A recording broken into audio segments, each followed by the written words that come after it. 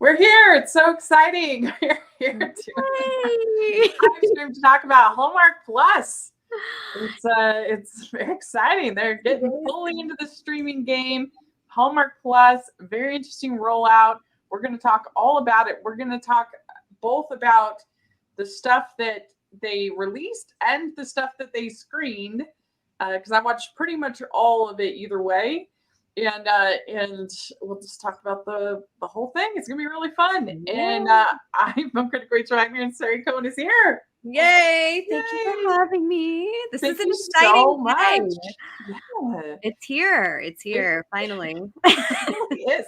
I mean, this feels like it was real. Like we should have been doing this like in the pandemic, right? Don't you think? Totally. Maybe that's what the inspiration was behind it.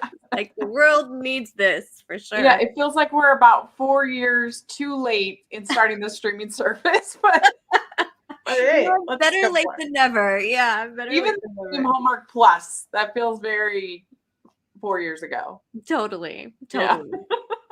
Yeah, but it's here. It's here. We've wanted it, and it's here. Yes. So, yeah. Yeah. So how have you been? You had a good summer? I had a great summer. As you know, I spent most of August traveling, and this past weekend was the Creative Arts Emmys, so that was exciting. I'm just recovering from that. Yeah, they had new EGOT winners. Oh my gosh! Yeah, Paul are now EGOT winners. Yeah, for Only Murders. Was it? Oh yeah, the triplet song in Only Murders. So much information. Yeah, it was lots of big nights. It were two very big nights with lots of big winners. Angela Bassett had her first Emmy. Jamie Lee Curtis had her first Emmy. It was wild. It was wild. Well, we can probably safely say that none of the stuff we're going to be talking about with Hallmark is going to be up for Emmys. Probably not going to happen. Safe bet. But still. Yeah. Plenty to talk about. Yes. And we have the chat room open, and you can do a super chat if you feel so inclined. We'll make sure to answer all of those comments, questions, as long as they're pertinent to the topics that we're talking about. And but let's dive in. So we had a couple new releases that came along with Hallmark Plus. Mm-hmm. So we're going to talk about those first, and then we'll talk about the various collections that they have. What do we think? And then what they screened that isn't in the thing. I mean, it's so bizarre because I just will never understand. It makes no sense to me why they screened for critics. They gave us like all the Groomsman movies, all three, but they don't give us any of the Love on the Danube movies, which one of them was actually included in this launch. So that makes no sense. Why would you give critics the thing that's not there and not give them the thing that's actually there? That's a good point. I'm not really sure. I haven't thought about it. I know, and you and I spoke a little bit about the Chicken Sisters because I did interviews for that. And we were first given like the first 3 episodes, and we were like, why isn't there more? We want the whole series. But I actually don't think they were ready yet. So I think that. And then they gave us an additional one. Yeah. So then they gave us 4 eventually. Yes. And that's probably true that they weren't ready for them, because who knows when knowing Hallmark, but it just seemed crazy to not give us the thing that's actually going to be released, but give us the thing. And like the other thing too is, like, as a critic, you expect to find like embargoes, so like, okay, am I allowed to talk about this? Am I not allowed to talk? No embargoes. I emailed them multiple times trying to find out about the Groomsman embargo. Nothing. All I found out was that the embargo had lifted for Chicken Sisters last week. So for episodes 1 and 2 of Chicken Sisters. So I was like, okay, that's the only thing they told me. Yeah. Like, well, I did my best. I did all due diligence, and we won't have any spoilers or anything in this, so don't worry. But still, it's just not how you run a network. I'm sorry. it's just a mess. I had no idea that was going on. Yeah. But anyway, let's talk about Chicken Sisters. So we have our me and Elisa did recap of the pilot that's posted today, and then me and her also did a mini spoiler-free review. Only 8 minutes, I think it is, of the first 4 episodes. But I was pretty shocked by the first 4 episodes. The behavior of all the characters, where it went, was very surprising to me for a Hallmark show. I haven't read the book. But I think you were more positive about it. How did you feel about the show overall? I was positive about it, and you and I talked about it, and I was watching some of your thoughts on it after that, because it is different from the book. Okay, you read the book. Well, no, but we talked about this there, or did we talk about? I think when we were messaging, there is a storyline in the book that strays. So it sets the characters up to kind of be a little bit different, or there's the circumstances change a little bit, which could put a character in a different light. So, I enjoyed it. I really, really loved the cast. I really, really loved talking to the cast. They are all incredibly lovely, and they had really wonderful things to say about the experience. I enjoyed it as something that is different from what we normally see on Hallmark. I thought it adds a little bit of flavor, no pun intended, to the mix. And, kind of like you, is like, beyond episode 4, and I won't give any spoilers away, obviously, is like, I don't know what to expect now. It's kind of up for grabs. Yeah, I got to give it that credit, because the thing I guess I didn't like is I just found all the characters to be really unpleasant. I didn't feel like there was that sort of character that I was really rooting for, that I really liked, that I was really like, and but it is fascinating kind of as that they would pick this series to launch the streaming service and it be what it is, that's fascinating. I totally think that it is a sign that things are just different. I mean, we're kind of seeing it with like the movie trilogy situation and the reality aspect of it. So I think they are kind of, I don't want to say straying from their formula, because it's certainly not that, but maybe expanding on what they kind of do to join really what other streamers are doing. But like the thing is that even in the mystery shows, it was extremely uncommon in a Hallmark show to have any kind of bedroom scene at all. And not that they have in these 4 episodes here, but it's just to have people, to have infidelity, to have, it's just some of these things that happen were just like very surprising. Very surprising. Yeah. And it's gonna be interesting to see where it goes for sure. And what we decided to do, because I was like, I don't know how to cover this show, because I don't want it to be an unpleasant experience, and that's just not what I usually just don't post like big rants unless I'm talking about Bridgerton season 3. I actually don't, but I don't know. I just wanted to keep it positive. I was like, how do we cover this show? But I decided that I think we're going to do a midway point recap, and then after episode 5, and then a finale. So we'll kind of cover the whole season. So I think that will be good. Yeah, I think so. I think it'll be interesting to hear what Hallmark fans I agree. Think. I'm fascinated. And the way that they're rolling out, like it's the first episode, and they held on to that premiere date for a while. Like, we didn't know, we just knew like coming in sometime in September. We're like, when? They're still that way with Groomsman. We still don't know. Right. What? So it was I like the way that are rolling it out where it's like the first episode premieres today, and then they've got another one on the 12th, and then it's like every Thursday for the Chicken Sisters. So yeah, it'll be interesting to see how it's received. Yeah, I'm very, very curious. If you're listening to this and you've seen it in either pilot or any part in the future, let us know in the comments what you think. And because it's definitely it was definitely a reach, a stretch for them, and I like that. I think that's good. And I could definitely feel the Virgin River inspiration behind this show big time. But I just wish that they had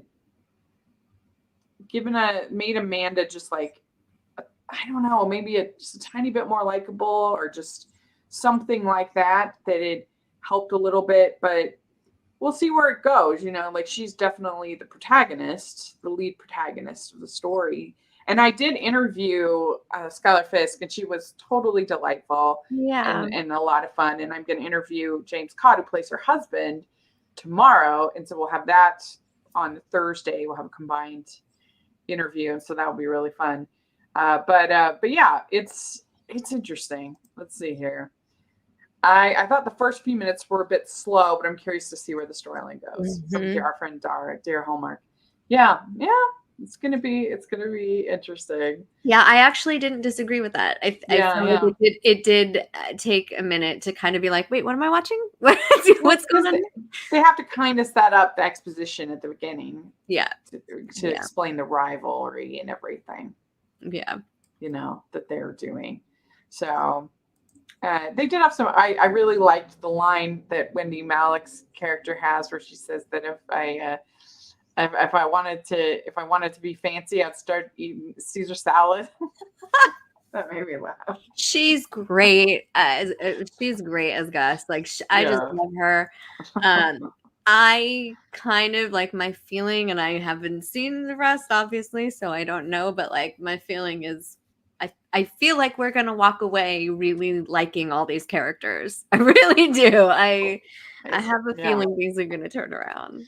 It'll be interesting to see for sure. Yeah, I hope so. I always want to be. I like a swing and for swings to pay off. Yep. So there certainly have been shows that get like most of the time on most shows pilots aren't the best, but then they kind of find their footing. Yeah, it's not uncommon at all. Totally. Well, so then the other release that they had today, one of the others was the first Love on the Danube love song movie.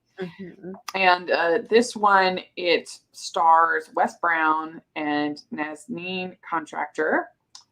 And we've had both of them on the podcast multiple times. And this is director Terry Ingram, writer Agnes Bristow, and Andrea Canning. We've had Andrea on before. So and I didn't realize that Catherine Disher was going to be, I don't know if she's going to be in all of them. I think she might be, but she was in this, and she's definitely in the Good Witch one.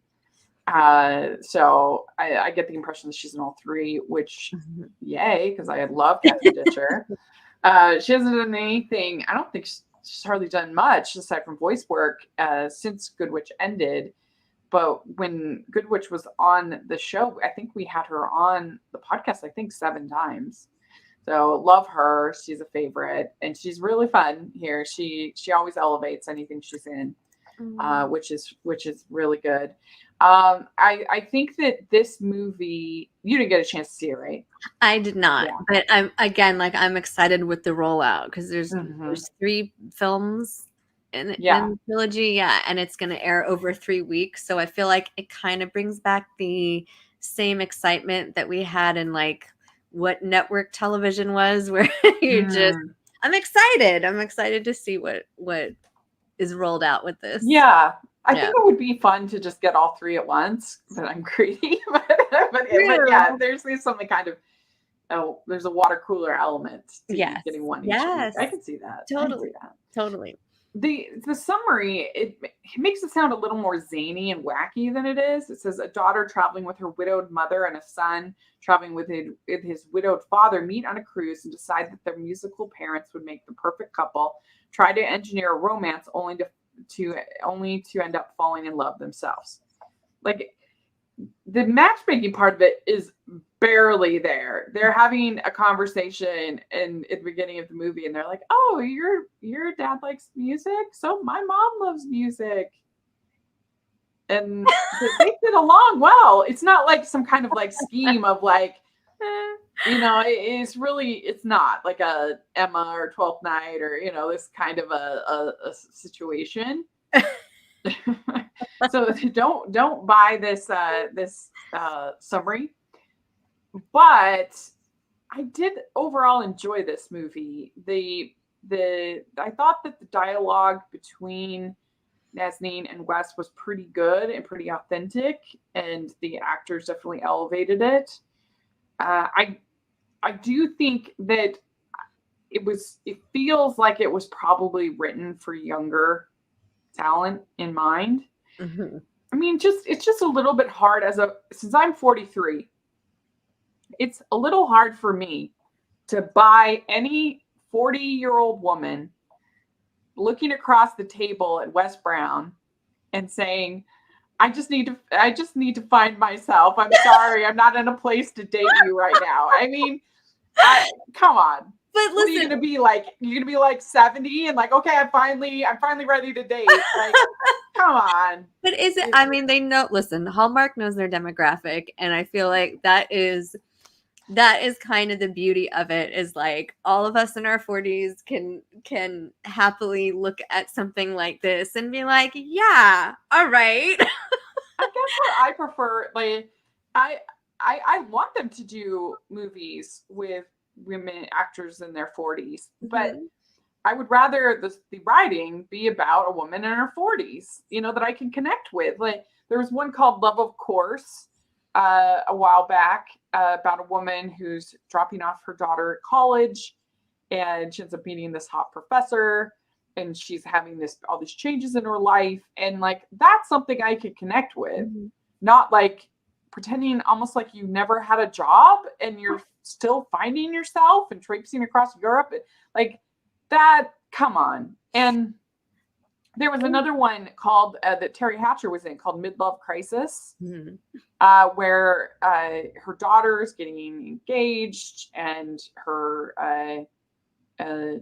and she's been through this divorce and there's other stuff and she's having the midlove crisis, and in that one, even though I don't have children, so I can't connect with those movies in that way, it's about women my age, and I just wish that it feels like so many of these movies, I think that they should have been cast with 20-year-olds, but the group that they have are in their near 40s or in their 40s. I mean, we have coming up this for the GAF, they're doing a take on Little Women with all the actors are in their late 30s or 40s, all.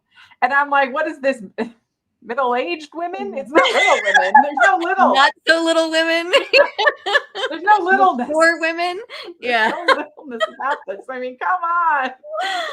Well, Rachel, listen, this is my feeling. This is a call for you to join the writing team. I know. I'm serious. But that all said, I do think that the dialogue was pretty good. And I liked the fact that she wasn't made to seem like evil because she was a hard worker. And she was like good at her job. Yeah. And he even tells her at one point, I don't care if you work 24/7. I just want this.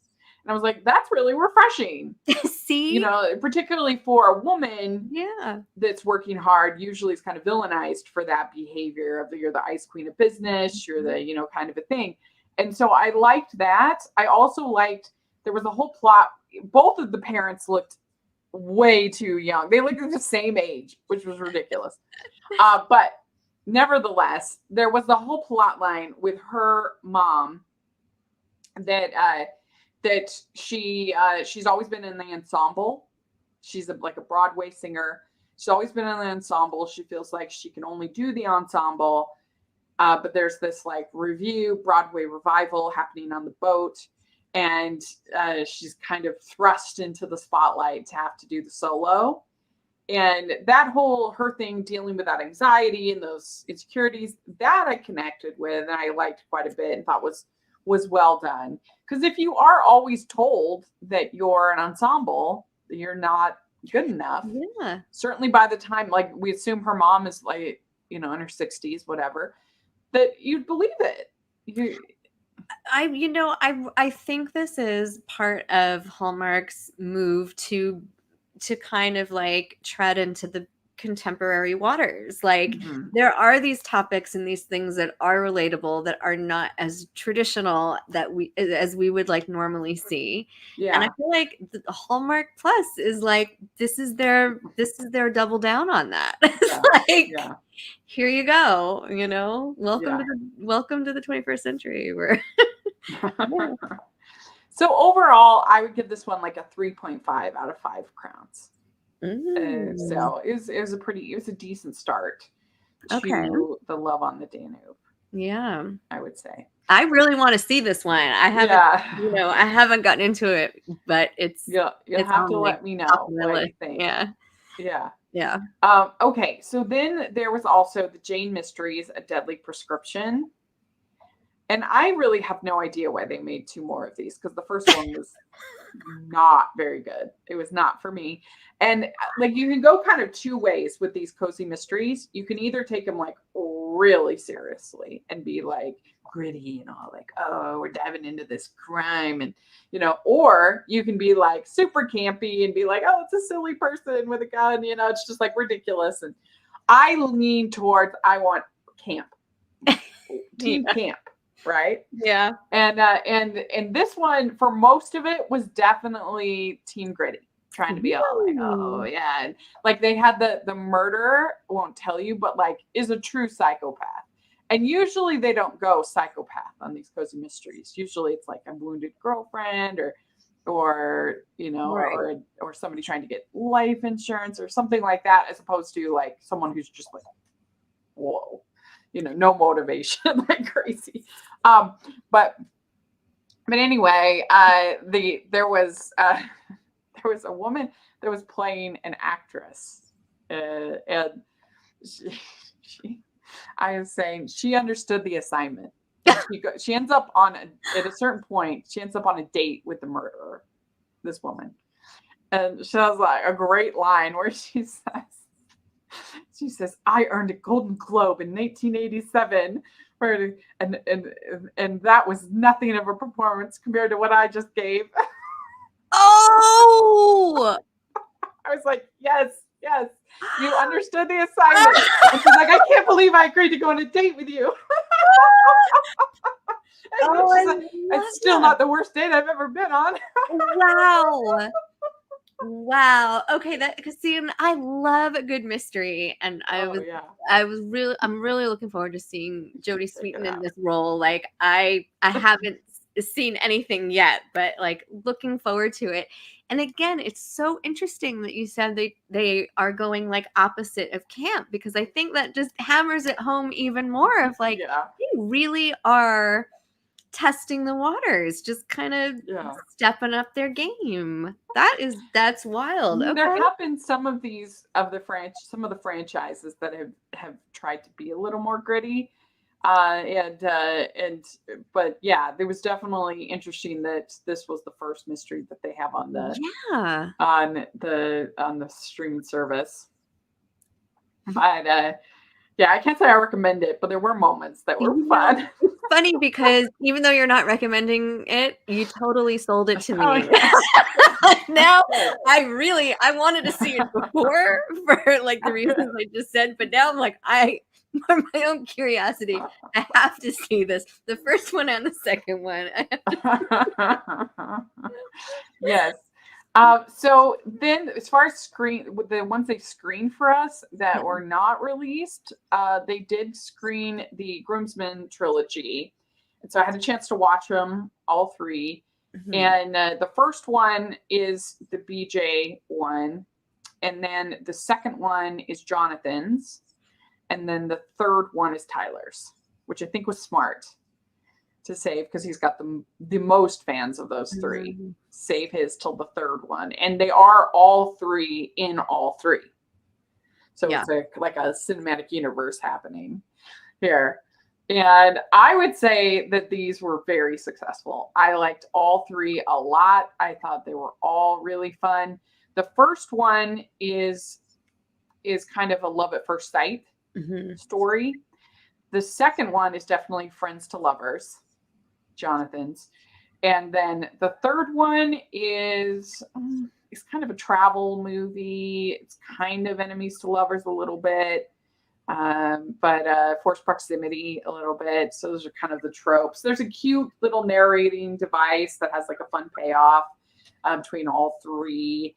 And so yeah, I think people are going to be, whenever they do air, we don't know, are going to be real happy with them. I think they're nice little movies. Yeah. So I only saw the first one, but also and hearing you talk about the other two, to me it felt very like traditional Hallmarky. Yeah.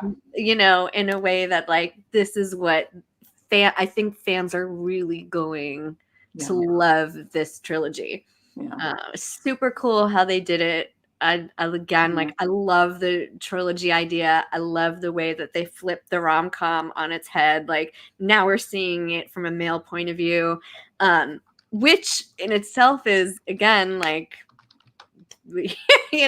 different demographic for Hallmark that they're kind of tapping into here with this of like, I think I told you the first podcast that we did together, I had my boyfriend sit through and watch all the Hallmark movies. And he was such a champ. There was one that he ended up screening like 7 times because I was tired and I kept falling asleep. So he ended up by the end of it. You should have had him on the podcast. Totally. So now I feel like I could bring this to him and be like, "Here, honey, this is for you." The Groomsman. Yeah. I do. I think because it's really about their friendship between these three guys, and that's very endearing. And I wasn't a big fan of the Wedding Veil trilogy that they did. It's 2 sets. I found them very boring. But the parts of it I did like was when they were all three together. But the individual stories I didn't really enjoy. And I think these three were much better individual stories, but then you still have that fun friendship banter kind of between them. And so, that worked. And each of the couplings I think has pretty good chemistry. I mean, and especially that first one, I mean, Heather Hemmons, oh my gosh, could she be more beautiful? Yep. Stunning. Yep. And I like that neither of them were also demonized for their work, for their jobs. Like it was just, but it also wasn't seen as this like deal breaker. I kind of hate it in these movies where they're like, oh, we live in different places, therefore we can't fall in love. It's like, come on. No, they were like, okay, we just have to figure it out. Yeah. We're rich doctors. Come on, they can figure it out. You can make it work. You're both smart. Yeah. So overall, I would say, just if I was rating the trilogy, the Groomsman trilogy, I would give it like a 4.5. I was very pleased with them. I liked all three. They were really good. Probably if I had to pick a favorite, it would probably be Jonathan's was probably my favorite. But I'm a sucker for friends to lovers. It's so easy to love him. He is like his pure like excitement and joy for just being part of the Hallmark family and getting to do all of this is like I always love seeing him on screen. It's true. It always looks like he's about to break into tears. Like at almost any moment, he's like, "Oh, this means so much to me." I have video of him though at the Hallmark Christmas party last year when they were like doing a launch and they were making whatever announcement they were making, and he was so excited. He was just I just have video of him. He's like Yeah. in the corner and they're playing the ad and he like starts singing and dancing along in the crowd. And I'm just like, I love you. Yeah, Couldn't be any more fun and awesome. Yeah. Well, and it felt like they did put some money into this trilogy. That Hallmark really tried. That's why I was like, why aren't you leading with this? I mean, the Love on the Danube, it actually did look pretty good as well, but I don't know. It's just kind of like, it was just a weird way to roll it out. But you could tell that it felt like, okay, they spent money on this. They actually were in Greece. It wasn't a green screen. It wasn't, something like that. And so that was nice. Yeah. And, yeah. But let's see here. Then the other thing was the holidays. We got all of them, the critics, to screen, but I've only seen 2 of the episodes. And it's a lot of characters, a lot going on. Overall, I enjoyed it. It was fun, and the lot of diversity, which is nice in the series. A lot of different perspectives and things being shown during the holidays. Very nice. I'm not the biggest fan of the family shenanigans brand of Christmas comedy, something like The Family Stone and stuff like that. Mm-hmm. Not as much for me, but because it kind of stresses me out. I don't know. I don't like thinking about it and when it's 1,000 degrees out either. Yeah. We're not there. Don't push me. We're not there yet. We're not. But there. I would say so far in just these first 2 episodes, it's executed pretty well, and I'm pretty invested. So I feel like this is a success. This feels more on brand with Hallmark to me than Chicken Sisters. Feels more, so obviously with Christmas it's going to feel more, but I don't know. It just feels more happy and more people to root for, and got so many talented people involved. So yeah, it's overall I'm enjoying it so far. Yeah. Again, I feel very behind in my Hallmark watching. Well, it's hard enough to watch what they do air, not and watching what they haven't aired. I mean, come on. Yeah, totally. I was why did you give us this now? I don't even understand. I have a lot of catching up to do. Yeah.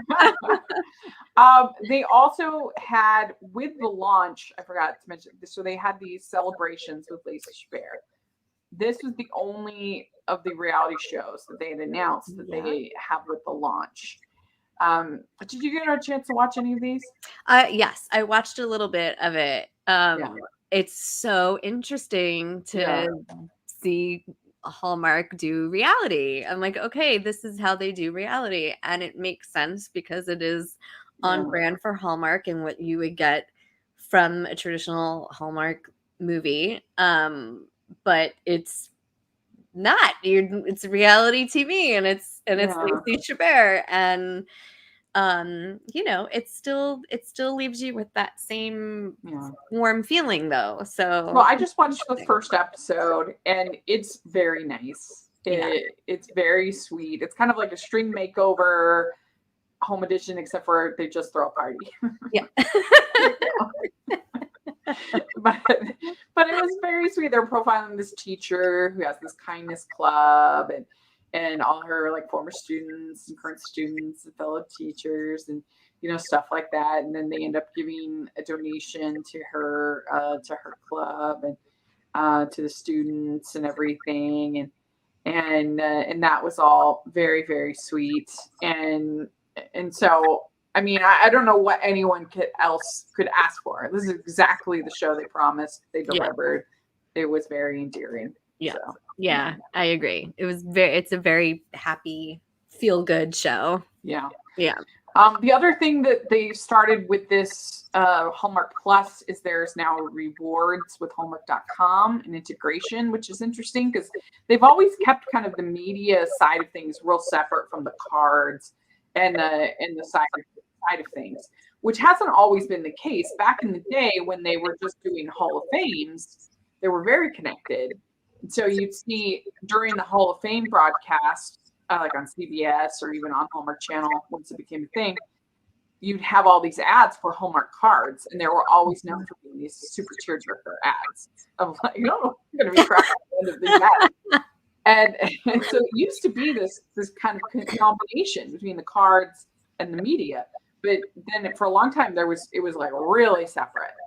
And now with this, it's you sign up for hallmarkrewards.com and account at hallmark.com, and so that's kind of interesting to me that they connected the two. Yeah, I think it's great. I think it's so smart. It's a way to streamline everything. It's just a nice connection for the loyal Hallmark viewers, and it's like a way for people to get involved. I love it.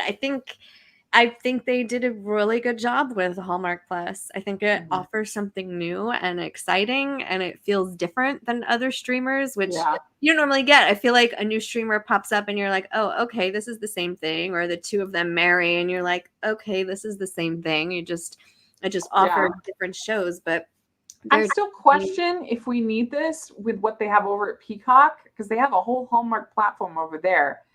And so I kind of, it does feel a little redundant with that, but still, I mean, certainly an upgrade of Hallmark movies now, that's for sure. Yeah, for and sure. Hallmark needs a home. I mean, they really do need a streaming home that it has such a dedicated fan base that it just needs a dedicated place for fans to go. And here and now, like they have these rewards and they have, they can everything is just right there on one platform for them, and they can pick, comedy and Christmas and mysteries and collections and stuff like it's just it's awesome. So speaking of the collections, there's some interesting things going on. So first of all, they have the category or genre collections. They have rom-coms, mysteries, dramas, and Christmas, of course, on there. And what was interesting to me is like some of the ones that they have are rom-coms. I'm like, really? Like they had like an Easter Blooms, and I'm like, that's a drama. They're like dealing with grief, and they're dealing with like, is the bear a comedy? I mean, you're kind of yeah. But what was interesting to me is so they have all these star collections, Hallmark stars, and the ones they picked are Lacey Chabert, Wes Brown, Brendan Penny, Tyler Hines, Jonathan Bennett, and Sarah Drew. So they picked more male stars than they did female, which I thought was interesting. Oh, that's a good point. I didn't even realize that when I was looking over the names. But that like they could have picked like a Cindy Busby or a Taylor Cole or someone like that. And I think Sarah Drew, I love her, one of my favorites. They have her down as making 4 Hallmark movies. One of them is front end of the class, and I do not remember her in that movie. I think she has like a very small role in that movie. Supporting. So interesting. It's a supporting role. So I'm like, Sarah Drew. I just thought that was interesting that of all the Hallmark female stars that you would pick, obviously you're gonna pick Lacey, of course. Yeah. But that they would pick Sarah Drew. Maybe that's a sign that she's got other stuff in the works. Well, you're right, because she does. I know she does, because she has I think it's a whole series of Christmas mysteries coming out. So that's probably why. See? Yep. Yeah. Yep. But I'm like, front of the class? What is that? What is that doing here? Is she even in that? That's funny. But I was surprised there were like an Erin Krakow. She's a favorite. That I thought, oh, if you're gonna have Kevin McGarry, then it's surprising to me that they wouldn't have Erin Krakow. But that was interesting. Yeah. Another interesting thing they have this new Hallmark movie VIP pass. So it's kind of like a special features on a movie hosted by Tamara Mowry Housley. And I guess I don't know if it's like an audio commentary. I didn't get a chance to watch one of them, but I think that's an interesting feature that they can have. Yeah. I'm Yeah, excited. I love audio commentaries. Yeah. I I mean, love they them. really, I feel like just again, what they're doing is so smart. Yeah. I think really, I am really excited about this new platform. I am. Sometimes we've lost audio commentaries and special features since they got Yeah. the DVD. But I would sometimes, even if I didn't even like the movie, I was like, oh, I gotta listen to find out why they did this. Like, why did they make these choices? Because It's very I cool. Yeah. I love finding out how things are made. Yep. Even if it's something I don't particularly like. I just think it's interesting. Yeah. Yeah. You Gives know? it a different perspective. It Yeah, really it does. does. Yeah. Yeah. You're right. Yeah. Well, and so then they have a Gotta Have Heart collection. And then this was very interesting to me. They've been doing these mahogany movies for about Mhm. 2 years, Mhm. but they haven't had one since February, a mahogany movie. And they've had a couple movies that probably could have been if they had wanted to. So we had basically surmised as a group that they were retiring that idea. And part of it was probably because the Sense Sensibility Mahogany movie, there was the one in February, really bombed. It did Mm. really bad. And so, but this to me is the final nail in the coffin for Mahogany. I think it's confirmation that it's over. They didn't even call the collection Mahogany Collection here. They called it the Black Voices Collection. Ah, wow. Yep. So I Mm. think that's pretty clear then. There's no way. If they were planning on making more Mahogany movies, they would have called it Yeah. Mahogany Collection. Yeah, I agree. Yeah. Yeah. So that was interesting. And then Signed, Sealed, Delivered Collection, which is all the episodes of the show and the Mhm. movie. And then a bunch of other ones I'll just list off real quick. But they have Love Around the World, Sun-Kissed Summer, Romantic Rivals, Jane Austen, Wedding Veil, and then they have all the different mysteries.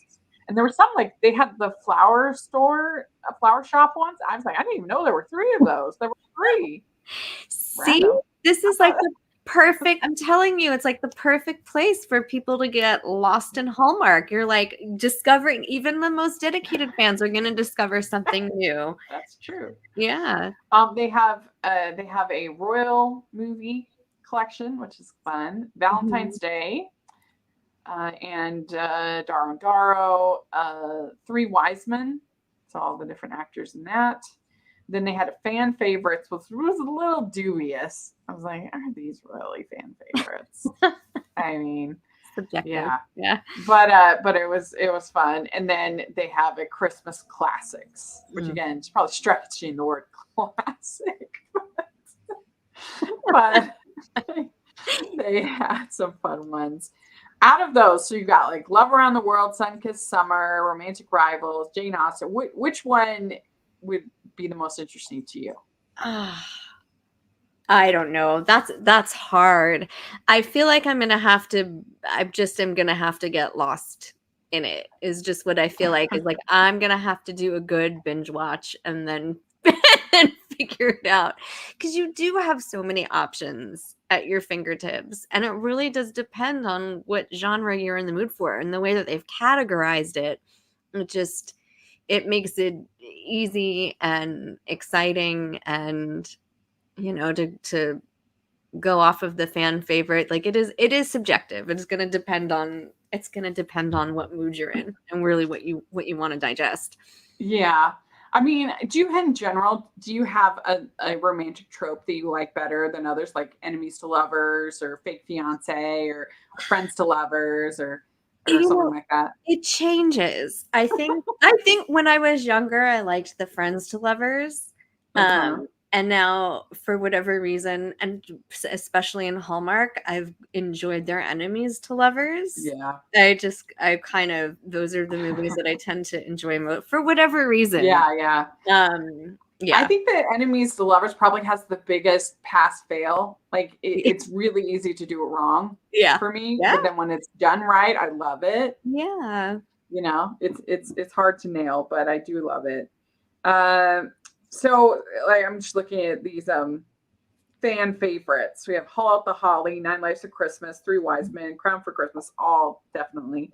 Christmas Waltz, But then they have a couple others where I'm like, come on, they have Picture Perfect Christmas, My Christmas Family Tree, A Glenbrook Christmas. Does anyone even remember that movie? Curious. Wait, what's in the Christmas classics? Okay, so Christmas classics. They have some repeats. Yeah. In the different. Okay. Christmas classics. You have The Most Wonderful Time of the Year, Window Wonderland, Christmas Getaway, Snow Bride, Very Merry Mix-Up, Just in Time for Christmas, Crown for Christmas, 9 Lives of Christmas, The Christmas Cottage. Yeah, so I don't know what really classifies as a classic. Christmas Under Wraps. Yeah. Those are all some favorites for sure. Yeah, some of these fan favorites I don't know about. A Little Christmas Charm. Nobody liked that movie. That was terrible. Right Before Christmas. That one wasn't good. But yeah. Interesting. Fan favorites. So yeah. They have Christmas Kisses and Mistletoe, or Christmas Wishes and Mistletoe Kisses that had no mistletoe kisses, not one in the whole movie. How dare they? How dare they? What are you doing, Hallmark? That's funny. Yeah. And they also have a Happily Ever After, which has The Wedding Cottage, Professional Bridesmaid, Country Wedding, Make Me a Match, Wedding Every Weekend. The one good thing about all these collections is it's given tons of material for me and Terry to rank. We do weekly ranking episodes. Yeah. So now with all these collections, we've got it right there. We can rank them. See? I'm telling you. This is like very much. Hallmark was so smart in this. This gets me excited. I can't wait. So there we go. I think we covered basically everything. Let us know what you think of I think the layout is also pretty good, pretty easy to use. It's definitely an upgrade over Hallmark Movies Now for sure, over what they had. So yeah, let us know what you think in the comments section, and we'd love to hear that, or on Twitter. And thank you so much, Sari, for doing this. I really appreciate it. Absolutely. One more thing I will also add that I'm excited about is Finding Mr. Christmas. Yes, yeah, I'm excited about that too. There's a lot more to unpack here, Rachel. Yeah, and my friend Haley Strong, who's been on the pod, she's also a host of the Bachelor podcast, one of the Bachelor podcasts, and she's hilarious. And she has already agreed to do a recap of that show. So yay!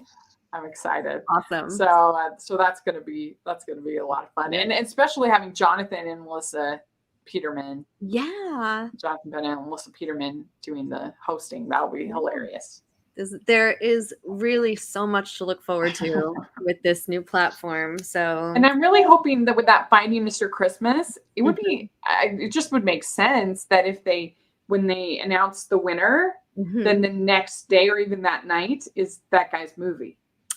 Ooh, interesting. That would be really fun. Yeah. I hope they do that. But anyway. Yeah. Well, we're going to have a lot of fun covering all this stuff. I already have plans for covering Groomsman. I already have plans for covering Love on Danube, everything else. I hope you'll tune in to the podcast and check it out. We have a really fun patron event this month. We have Chrissy Miller from Up TV. She's going to join us, and basically, you're going to get the behind the scenes of what goes in to them picking they have 12 Christmas releases coming this year for that network. We're going to find out the 411, the backstory, everything that goes into all those decisions. I think it's going to be really fun and interesting, and she's a delight. So that's super nice of her. And so if you want to be part of experiences like that, then you should definitely sign up for the Patreon we really try hard to make it worth your while, make it a worthwhile investment. But if people want to follow you, Sari, how do they do that? You can find me on Instagram under The Savvy Scribbler. Yeah, and on TikTok under Sari Tales. Oh, very good. Fairy Tales, but Sari Tales. And you can find me at Rachel's Reviews, all over social media, iTunes, YouTube, and on Rotten Tomatoes. And also make sure you're following us at Hallmark's Pod, Hallmark's Podcast, all over social media. And if you are listening on iTunes, once we post this, please leave your ratings and reviews on there. That's like the biggest thing you can do to help us as a podcast, and it's free for you. You don't have to do anything. Just go over to iTunes, leave a review, 5 stars. That helps us so much. And then if you're watching here on YouTube, please give a thumbs up and subscribe. Most of our viewers on YouTube are not subscribers, and then you miss out on the notification when we do a live stream like this. But also, it doesn't help us as much on the algorithm. So if you are watching and you benefit and you like our program, please, please, please subscribe, like, and subscribe. That helps us a lot. And we have the merch store, which has tons of festive designs, like fall designs, things like that. So check that out. And thanks again. We'll talk to y'all later. Bye. Bye.